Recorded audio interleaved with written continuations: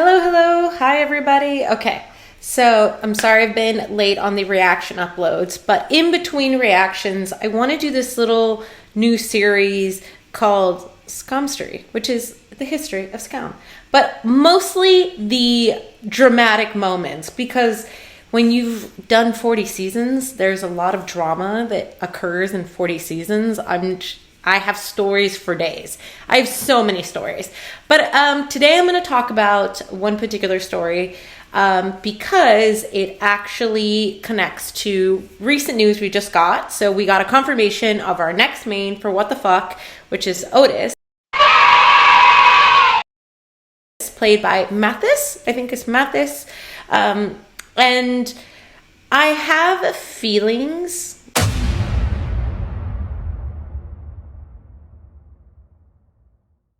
I have a lot of feelings about this, and I need to talk to you guys about why, because there's a history to this decision and why it makes me apprehensive, and it has nothing to do with the actor, but I got to give you like the history and the context, because then you're going to be like, oh, I get it. I get why she's like totally like not super on board, but also on board. It's like a weird thing. So I'm going to start with saying, because I don't want to get sued, and I might get canceled, but I definitely don't want to get sued. Everything is alleged that I'm discussing. I'm going to tie all the receipts to this stuff because some of it was public and some of it wasn't, but I'm going to put as much receipts as I can in here so you guys understand where I'm coming from, and then you can tell me your thoughts. So I'm going to start from the beginning. So the reason I don't feel so great about the Otis season is because I lived through the Bilal season for Skam France season 8, and I also lived through What the Fuck season 4. And these two seasons are connected because they're the only two seasons. One of them was the first man of color that was a main in Skam, which was Bilal. And then season 4 was the season that everyone, when I mean every single person, expected to go to the actor called Noah, who depicted male, and it didn't go to him, and all hell broke loose, and it was like the What the Fuck Civil War that took us many seasons to come back from. I want to discuss how these two events are going to basically feed into Otis season, because I think Mathis is going to end up inheriting a lot of baggage from these two seasons. So we'll start from the beginning. Okay, so What the Fuck Down happens, right? Everyone's kind of on a high from What the Fuck Down. I'm going to start getting ready too because I got to go somewhere. So so What the Fuck Down happens. Everyone's like on a high. Everyone's like, oh my God, it was amazing. Like, this was great. And like, you got to remember, we are in the depths of COVID right now. And it is rough out here. Like, they're stuck in their houses. They're like needing things to like work out. And just like, they just need distractions. You know, it was COVID. It was really tough on everyone. And What the Fuck Down was like the saving grace, right? It was really great. And also, they tied it to things that were going on in the world. And so a really important thing was like Sanders' mental health was a highlight of that show. And like, he really struggled because, you know, he didn't want to be inside. It was very hard for him.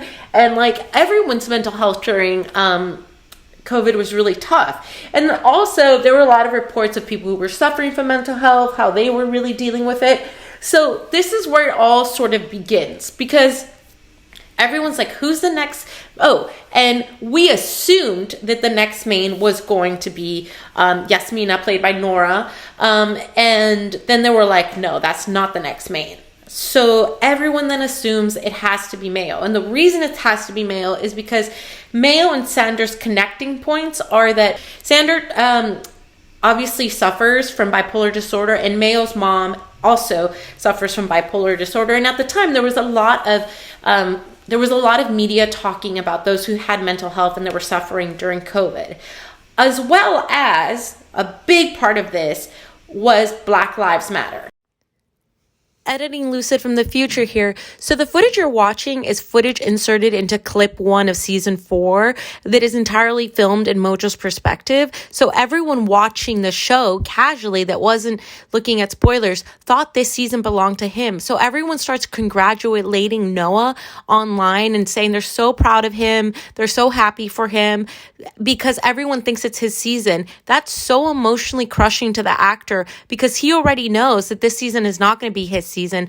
People only found out it wasn't his season on Tuesday, so they let it go 3 days because this clip drops on Saturday. 3 days where people are congratulating him, saying they're so proud of him, not telling anyone it's not his season. It only got found out online because there was a website set up for this season, asking audience to ask questions to the show where they accidentally left Kato's name on it. And that's how people found out that it wasn't his season, through a website, not even through the show. So the entire weekend, people were infuriated or just apologizing to Noah or being upset or finding out third hand. It was chaos. Okay, so Black Lives Matter happens in the summer of 2020, right? And this is, as you guys live, this is everywhere, right? This is a huge movement. Everyone's involved.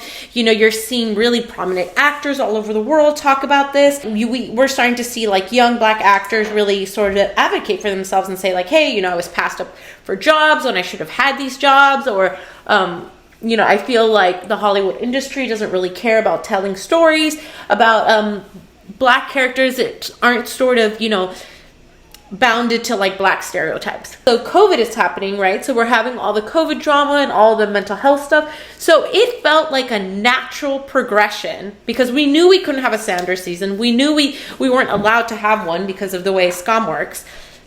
We would have Mayo's season, right? Because it's like Black Lives Matter is a huge topic of conversation. You know, mental health during COVID is a huge topic of conversation.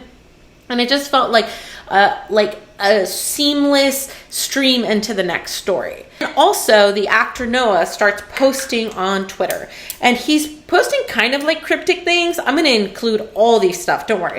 But one of them, it seemed like he had got some news sometime earlier in the summer that like he was excited about. He'd like posted something along the lines of that. And everyone thought, oh my God, he must have like become the next main. Also, there was like a petition circulating around making him the next main because a lot of people really wanted him. And the actor is actually generally really loved by the fandom. Like the actor himself, like people really like him. He would interact with the fans and it was like really cool. Everyone really liked him. So they were like happy for him. So it starts filming in July and August, and there's rumblings, right? That Noah's been passed up for the main role for someone that no one knows about. So let me explain to you, for those who haven't watched Skam. Skam is always based on a group of friends, and one group, you know, we take a long time establishing that group of friends. Like if you're watching New Gen wtFOCK, right? Like it's Otis, Hannah, like Anais, and like, what if the next season happened to be about like Bob, who no one knows anything about? No one knows anything about Bob. He just comes out of nowhere to become a main. That is the level of like craziness that happened here. So basically all the extras, they kind of kept it on the low for a while. But the extras start basically saying, hey, like Noah is not going to play, like he's not getting the main role. Someone else is getting the main role. And it's this model called Rami. And so she becomes our main, which is now known as Kato. And people are pissed. I mean, like pissed at this because you have to understand, like we are in the heights of Black Lives Matter. Like also, like we saw like Rutgers and like all the cast having black boxes on their Insta.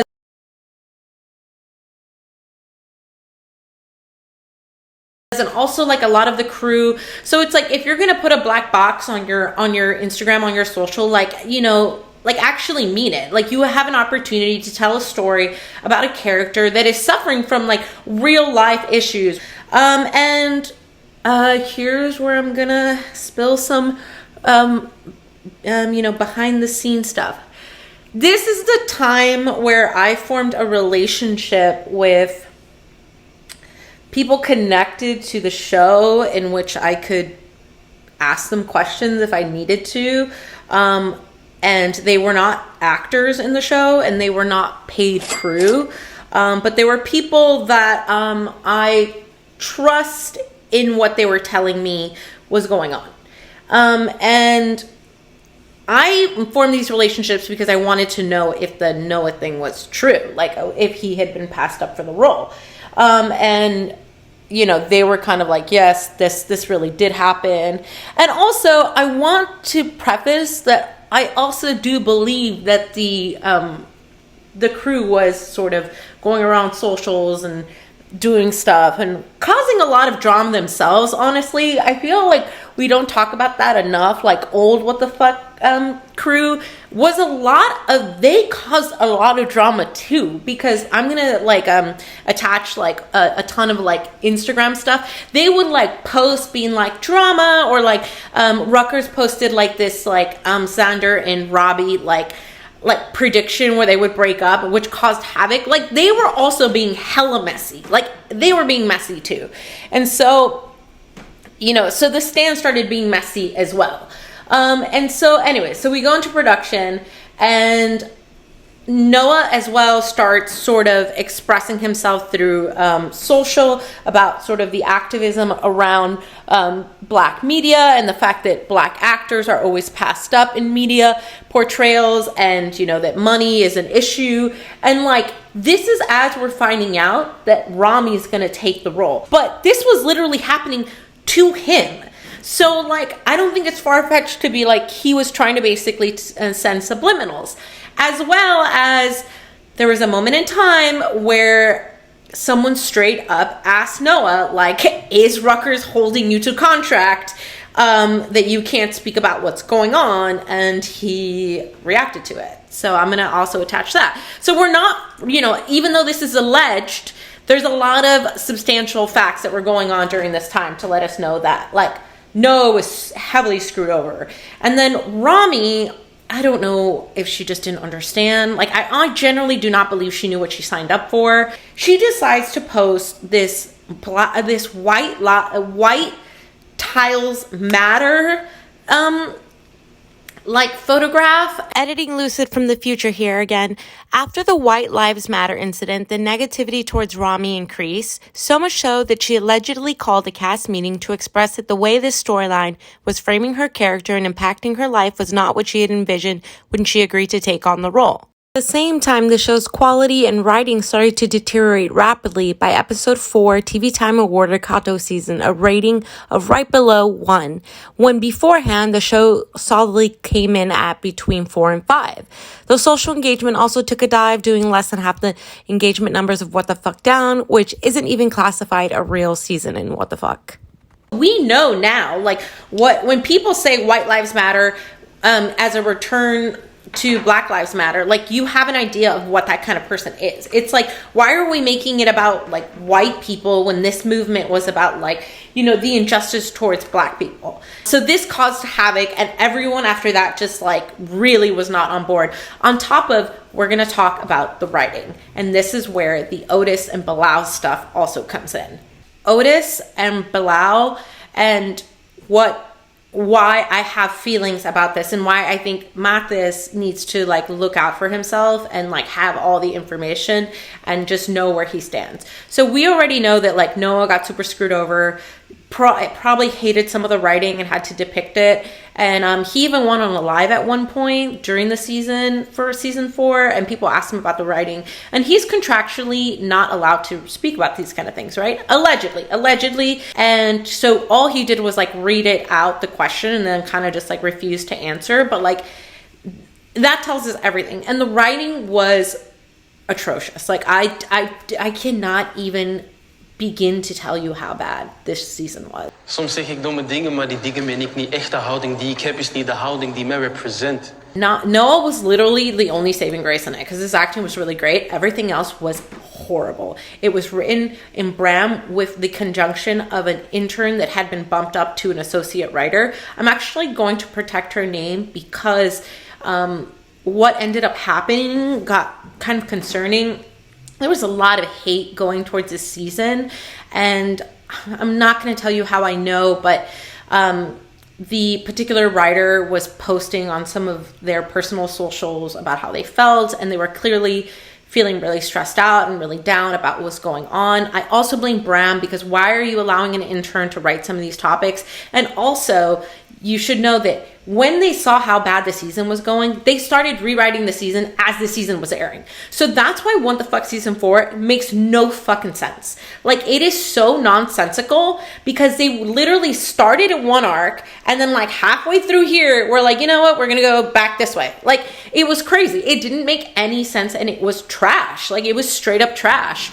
And it was just like really crazy. People were coming after Bran. People were coming after the writer. Like, she was posting on social that she was very upset. Virla was liking stuff. I don't know what was going on. All I know was a freaking mess. You had crew going inside people's Twitters, people's Tumblrs, posting on Instagram, trying to start shit. It was really, really bad. And then later on, after the seasons would wrap, you would have crew that would openly just like call out the season. So going into this, like I said, we would think people would learn, right? People would learn, because the next season that would happen, the next season that would portray a man of color would be Bilal's season with Shirley and the Skam France crew. A season that takes place after COVID. So it's discussing Bilal's family who had to close their business during COVID, which I'm sure a bunch of people can relate to, because who didn't have to close their business during COVID? It was a great topic. It was a topic that I felt like a lot of people could relate to. Like, yes, we just went through COVID. People lost their jobs. They didn't have any money. Those who were already at the poverty line were suffering so much, became unhoused, needed, social programs, social government programs to keep going. The topic was great. They took Khalid's season, the only season in all 40 seasons of Skam that's ever existed, the only man of color season, and they cut it in half and they gave the other half to Joe. And Shirley didn't want to do that. She was pushed by the network to do that, because I don't know. I mean, we actually all know why, but I don't want to say it out loud because I don't want to get sued.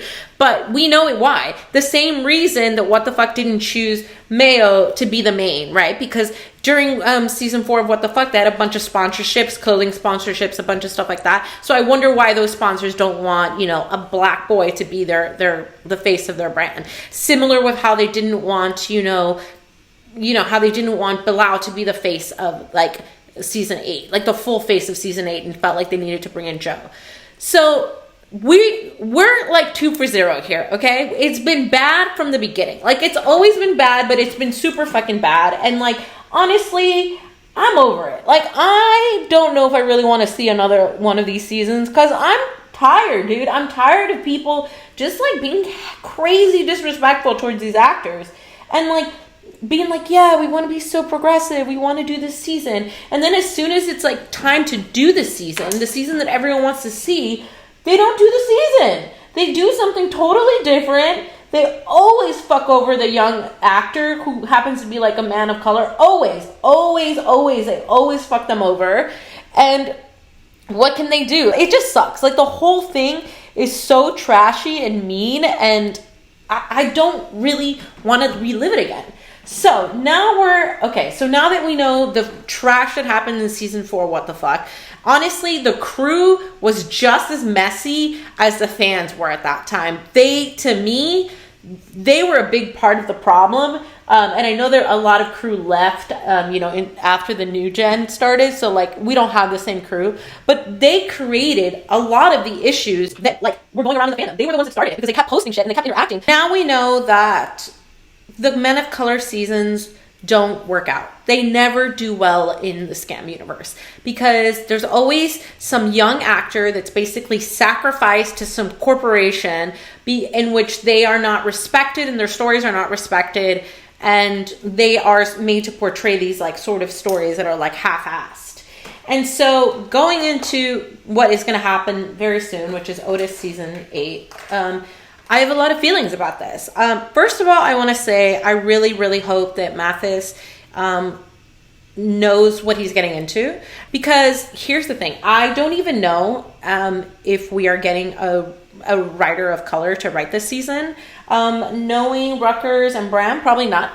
So that's already a bad start. And like we've seen how it goes, so we know that it gets really, really bad when that happens. So, you know, I hope that Mathis says, hey, you know, I would love at least a consultant to advise on the final script, because like I don't really understand what a man who's like white and, you know, in their 40s has to tell me like what they can contribute to a narrative of like a young black queer teen in Belgium, and sort of and we know there will be drugs involved in this storyline, like what they can talk to me about the prejudice and also, you know, the drug use and its effects in the black community in Belgium. Like I really don't know what Bram has to say to that. Like I don't think he has a starting point, and I don't think he has experience unless he's just making it up. So that's my criticism towards him. This is not something I would not say to his face, so I don't feel like bad talking about it. And so I hope they have a consultant at least to read over the script, at least. I hope that the sponsors they get are comfortable. I hope that wtFOCK defends Mathis and they make the sponsors comfortable to have a black boy be the face of their brands. Because that's honestly what's at the root of this issue. The root of these issues are that brands do not want black or brown boys to be the face of their brands. That's honestly, that's what it's about. Like, that's really what it's about. And we all know, like, you know, we can use the R word. I'm going to not use that word because I don't want to get sued. But that's what it's about. They do not want to have mains that are black and brown boys or men, and because they don't want them to be the face of their brand. And so I really hope, as we go into this next season, I really hope that wtFOCK and the wtFOCK team has learned after the chaos they caused in wtFOCK season 4, after hundreds of fans departed and really never recovered after that. The show never really recovered after that.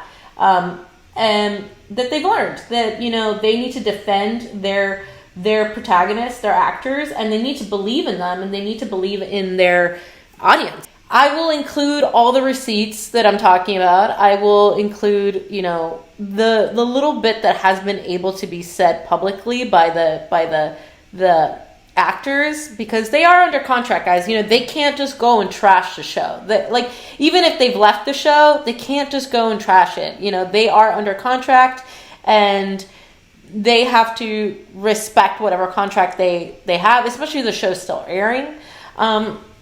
My only advice to Mathis would be, know your worth.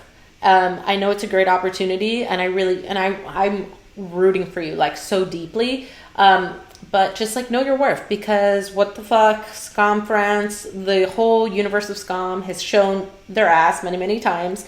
And it's always some brown or black man that has to, like, pay the consequence for the lack of, like, belief in having different types of mains and different types of stories to be told.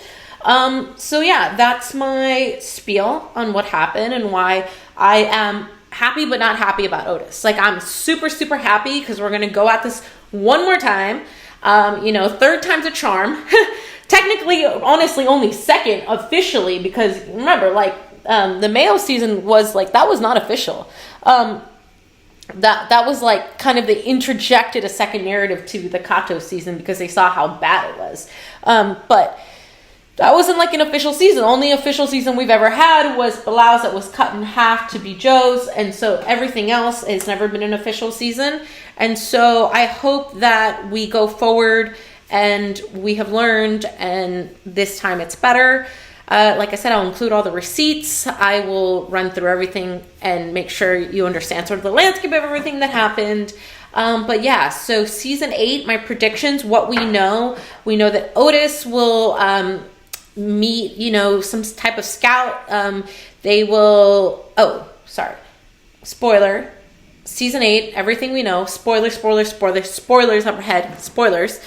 So if you don't want to know, just click off. Everything we know is he meets a scout, he gets scouted for modeling, and he's like in that model world, and you know, he meets people, he gets introduced to drug use, and sort of things go awry. And so far I don't mind this. I think it's a good, you know, it's a good narrative. And this is what we know. And I hope that when we talk about the stories of Black men, and we're depicting drug use, we're aware of how we're depicting drug use, because, you know, a huge portion, at least in the US, a huge portion of the people incarcerated are Black men who have been incarcerated for drug possession. And so all these things matter, because once again, Skam is bigger. What the fuck is bigger internationally than it actually is in Belgium at the moment. So allegedly. So, and so I think we just need to remember all of that and sort of be aware, of what we're putting out there and what we did in the past and what we need to do to correct sort of the future going forward. Anyways, guys, so I'll see you next time. Let me know your thoughts on the whole, you know, the whole arc of men of color in Skam and our predictions for the next season. Drop a comment to be entered into the raffle. I gotta go fix whatever's happening here in my eyebrow. It looks crazy. And also, I'll drop a little bit of my week this week. It was New York Fashion Week in New York City, and I attended a bunch of like events. So if you guys are curious, I'll drop like a few little clips at the end, so you know what like the vibe of New York Fashion Week is. All right, guys, thank you. Take care. See you next time.